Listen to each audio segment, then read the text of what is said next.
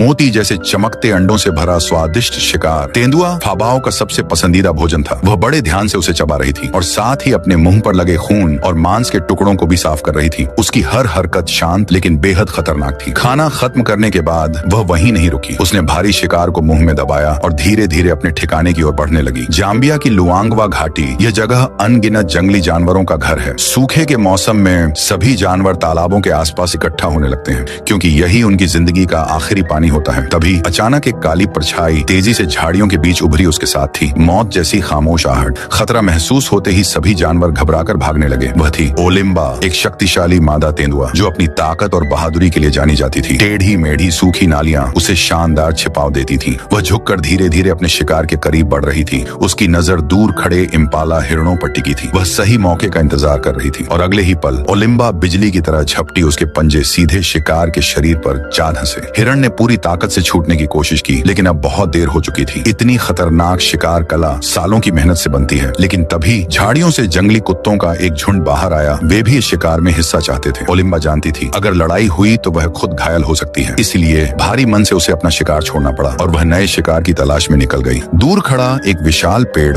यही ओलिम्बा का घर था। पेड़ के ऊंचे तने में बना खोखला हिस्सा उसके बच्चों के लिए सबसे सुरक्षित जगह था। वहीं उसके दो छोटे बच्चे माँ का इंतजार कर रहे थे। बढ़ते हुए बच्चों को बहुत ज्यादा खाने की जरूरत होती है, इसीलिए माँ को हर दिन बार बार शिकार के लिए निकलना पड़ता था। सुबह होते ही ओलिम्बा फिर शिकार पर निकल पड़ी, लेकिन इस बार उसका निशाना काफी ज्यादा खतरनाक जानवर थे। वह जमीन से सटकर धीरे धीरे आगे बढ़ रही थी। आसपास की झाड़ियों और गड्ढों का इस्तेमाल करके वह खुद को पूरी तरह छिपा रही थी। उधर दूर मौजूद वॉर्थॉग परिवार बिल्कुल अनजान था। वे आराम से खाना ढूंढ रहे थे। जैसे ही दूरी कम हुई ओलिम्बा ने एक और घातक हमला किया। घबराए हुए वॉर्थॉग चारों तरफ भागने लगे, लेकिन जमीन पर उनकी रफ्तार तेंदुए जितनी तेज नहीं थी। कुछ ही पलों में ओलिम्बा ने एक शिकार दबोच लिया। यह सिर्फ एक सामान्य शिकार नहीं था, यह उसके बच्चों की जिंदगी थी। वह अपने शिकार को उठाकर फिर से अपने घर की तरफ चल पड़ी। अब उसके छोटे बच्चे भरपेट खाना खा